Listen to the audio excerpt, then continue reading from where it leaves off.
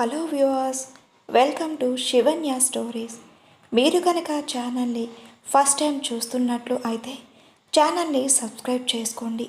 అలాగే కథపై మీ విలువైన ఒపీనియన్ని కామెంట్ రూపంలో తెలియచేయండి. ఇక కథలోకి వెళ్దామా? Mister Ravan part 6.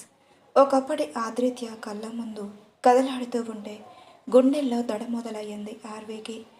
బెడ్పై నుండి దిగకుండానే భయంగా చూస్తూ కూర్చుంది. చేతులు రెండు వెనక్కి పెట్టి గుటక మింగుతూ ఆర్వీని అలా చూసి ఆల్కహాల్ షిప్ చేస్తూ నువ్వేంటిక్కడా అని అడిగాడు సీరియస్ వాయిస్తోనే. నేను నీకోసమే అని అంటూ ఉండగా గబుక్కుని లేచి ఆర్వీ హ్యాండ్ పట్టుకొని బయటికి లాక్కు వెళ్ళాడు ఆదిత్య. ఆర్వీ అతని చేతి నుండి విడిపించుకోవడానికి ప్రయత్నిస్తూ ఉండగానే మెయిన్ డోర్ దగ్గరకు తీసుకువెళ్ళి డోర్ క్లోజ్ చేశాడు. ఆర్వీ డోర్స్పై గట్టిగా కొడుతూ, Ravan please open the door, నేను నీకోసమే వచ్చాను, ప్లీజ్ రావణ్ నన్ను లోపలికి రానివ్వు అని ఏడుస్తుంది. ఆదిత్య మాత్రం పట్టించుకోకుండా స్టెప్స్ ఎక్కుతూ ఉండగా ఆర్వీ గొంతు విని డోర్ ఓపెన్ చేయడానికి వెళ్తున్న రామయ్యని కంటి సాయిగతో ఆపేశాడు. బయట జోరున వర్షం పడుతుంది. గాలికి ఆర్వీ చిన్నగా వణుకుతుంటే తన ప్రయత్నాన్ని ఆపకుండా డోర్పై కొడుతూనే ఉంది. తన గదిలో ఉన్న అభ్యుదయ గారికి ఆర్వీ అరుపులు చేరకపోవడం వల్ల నైట్ వేసుకున్న స్లీపింగ్ పిల్స్ కారణంగా గాఢ నిద్రలో ఉన్నారు. సమయం గంట దాటింది, అయినా ఎవరు డోర్ ఓపెన్ చేయలేదు. ఆర్వీకి కోపం వచ్చి ఆదిత్య ఉండే రూమ్ సైడ్ ఏరియాకు వెళ్ళింది. గార్డెన్ ఏరియా నుండి అరగంట క్రితమే తన గది బాల్కనీలో ఉన్న ఆదిత్యకి ఆర్వీ కనిపించింది. తన వైపే చూస్తూ పూర్తిగా తడిచి ఉంది. చలికి చిన్నగా ఒళ్ళు కంపిస్తున్నప్పటికీ అలాగే మొండిగా ఆదిత్య కళ్ళల్లోకి చూస్తుంది. ఇంకాసేపు తనని అలానే చూస్తూ ఉంటే కరిగిపోతాడేమో. 2 క్షణాలు నయనాల కలయిక 8 నెలల ప్రేమ పరిచయాన్ని గుర్తు చేస్తుంటే ఆ బరువైన జ్ఞాపకాలను మొయ్యలేక అక్కడే నిలవలేక గదిలోపలికి వెళ్ళిపోయాడు. కాసేపు ఉండి తానే వెళ్ళిపోతుంది అని అనుకున్నాడు. అలానే బెడ్హెడ్ బోర్డుకి ఆనుకొని ఆలోచిస్తున్నాడు. మధ్యాహ్నం దాటింది.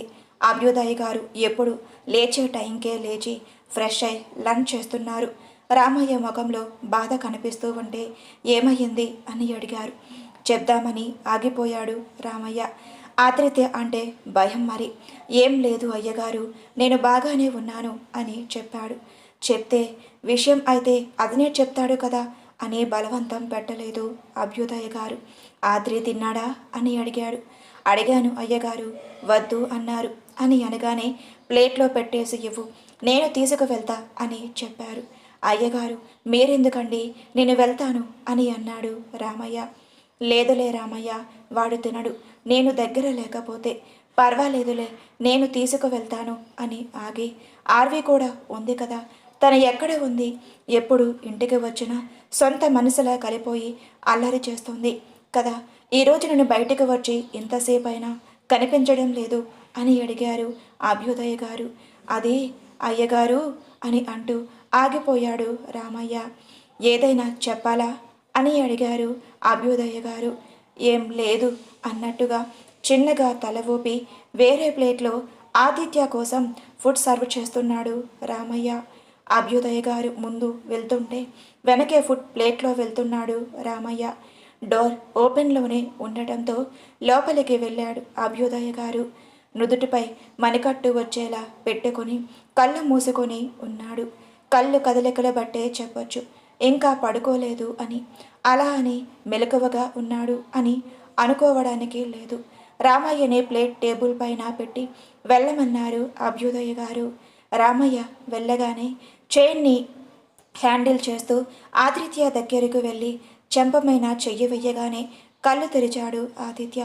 ఎదురుగా ఉన్న తండ్రిని చూసి, మిమ్మల్ని ఎవరు రమ్మన్నారు, వద్దు అన్నాను కదా, పైకి ఎన్నిసార్లు బ్రీత్ కష్టమవుతుంది అని డాక్టర్ చెప్పారు కదా నాన్న అని అంటూ చిరు కోపంగా చూసేసరికి, నా గురించి ఆలోచిస్తావు మరి, నువ్వు నీకేమైనా అయితే ఎందుకు హెవీ ఆల్కహాల్ తీసుకుంటుంటున్నావు బంగారం, నీకేమన్నా అయితే అని ఆగి, సమయానికి ఆర్వీ నీ దగ్గర ఉంది కాబట్టి సరిపోయింది, లేదంటే ఏమైపోయేవాడివి అని అడుగుతూ సడన్గా ఆర్వీ గుర్తు వచ్చేసరికి రూమ్ అంతా గమనిస్తున్నారు అతను.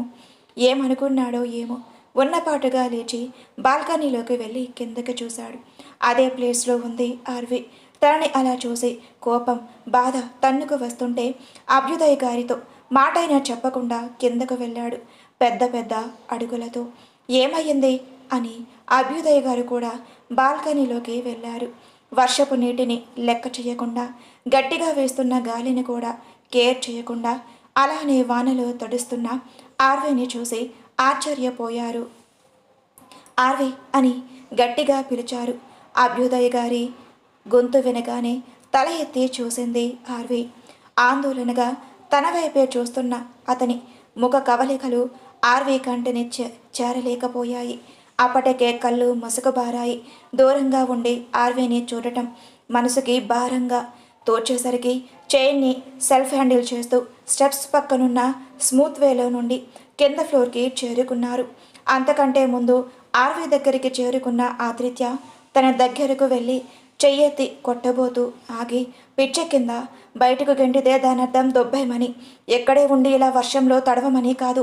ఏం సాధిద్దాం అనుకున్నాం ఇలా మొండిగా వర్షంలో తడిచి అని అడుగుతూ ఉండగానే 2 అడుగుల దూరాన్ని 4 అడుగులతో ఆదిత్యాన్ని చేరుకొని లూజ్గా హక్ చేసుకొని కళ్ళు తిరుగుతున్నాయి రావణ్ అని నెమ్మదిగా చెప్తూనే అలానే గ్రాస్పై పడిపోయింది. అప్పటి వరకు కోపాన్ని మెయింటైన్ చేయగలిగాడు. కానీ స్పృహ తప్పిన ఆర్వీని చూసి హృదయం వణికింది. వెంటనే తనను ఎత్తుకొని కార్ పార్కింగ్ వైపు వెళ్తూ ఎంట్రన్స్ నుండి ఉన్న డ్రైవర్కి ఆర్డర్ చేశాడు. డ్రైవర్ కార్ తీ అని. సెకండ్స్లో డ్రైవర్ కారు తీయటం, ఆదిత్య ఆర్వీని కార్లో బ్యాక్ సీట్లో పడుకోబెట్టుకోవడం, తను కూడా ఆర్వీ పక్కనే కూర్చోవడం జరిగిపోయాయి. అభ్యుదయ్ గారు బయటికి వచ్చేసరికి గేట్ దాటుతూ కనిపిస్తున్న కారుని చూసి సగం సీన్ అర్థమయ్యింది. ఆర్వీని ఏదో అయ్యింది అని వేరే డ్రైవర్తో చెప్పి ఆ కార్ని ఫాలో అవ్వమని చెప్పాడు. కేర్ టేకర్ హెల్ప్తో కారులోనే కూర్చొని ఆల్రెడీ స్పీడ్గా వెళ్తున్న కారు వేగాన్ని ఇంకా పెంచమని తొందర పెడుతున్నాడు ఆదిత్య. ఆర్వి తలని గుండెకు అదుముకొని సారీ పొట్టి, చాలా హర్ట్ చేశాను నిన్ను. అవాయిడ్ చేస్తే కోపంతో వెళ్ళిపోతావు అనుకున్నా. అన్ని గంటలు అక్కడే ఉంటావని అస్సలు ఊహించలేదు. ప్లీజ్ లేవవే. నా కోసం కాకపోయినా నీ పాప చివరి పదానికే కళ్ళు చెమ్మగిల్లాయి.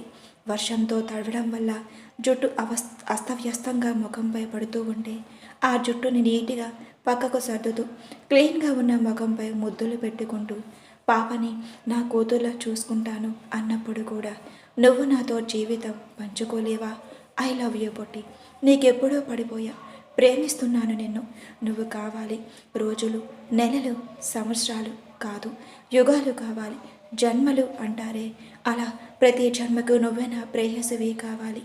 నీకు పెళ్ళై పాప ఉన్నందుకు నేను నీకు దూరం అవ్వాలి అనుకోలేదు. ఎందుకంటే నువ్వెవరో తెలియనప్పుడే నిన్నుగా ప్రేమించాను. ఇప్పుడు నువ్వు ఎవరో సొంతానువో అంటే ఒప్పుకోలేను. అందుకే నిన్ను దూరం పెట్టాలి అనుకున్నాను.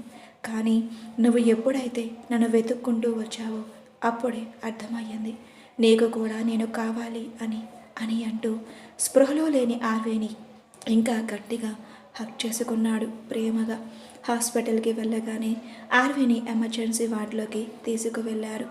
ఆదిత్య ఆర్వి ఉన్న ఎమర్జెన్సీ రూమ్ బయటే ఎదురు చూస్తున్నాడు తన కోసం. 5 నిమిషాలు తేడాలో అక్కడికి వచ్చిన అభ్యుదయ్ గారిని చూసి నాన్న మీరు అని మాట్లాడుతూ ఉండగానే ఆర్వికి ఏమయ్యింది? ఆదిత్య చూపులతో చూపు కలపకుండా ఎటో చేస్తూ కోపంగా అడిగారు అభ్యుదయ్ గారు. ఆర్విని తన చేతులతో మడపట్టుకొని బయటకు గంటేసిన సందర్భం గుర్తుకు వచ్చి అభ్యుదయ్ గారి ముందు మోకరిల్లి తన అరచేతులను చూసుకుంటూ ఈ చేతులతో తనని బయటకు గెంటేశాను నాన్న అని పిలుపు బయటకు రాకుండానే ఆదిత్య చెంప బయటకు గట్టిగా కొట్టారు అభ్యుదయ్ గారు. మాట రాలేదు ఆదిత్య నోటి నుండి. బహుశా చెంపదెబ్బ తినడం ఇదే మొదటిసారి అయ్యుండొచ్చేమో. పరిచయం లేని నొప్పి నేరుగా మనసుని తాకేసరికి కళ్ళెమ్మట నీళ్లు కారుతున్నాయి. Please like and subscribe for more videos. Story ఎలా ఉందో కామెంట్ రూపంలో తెలియజేయండి. Thank you.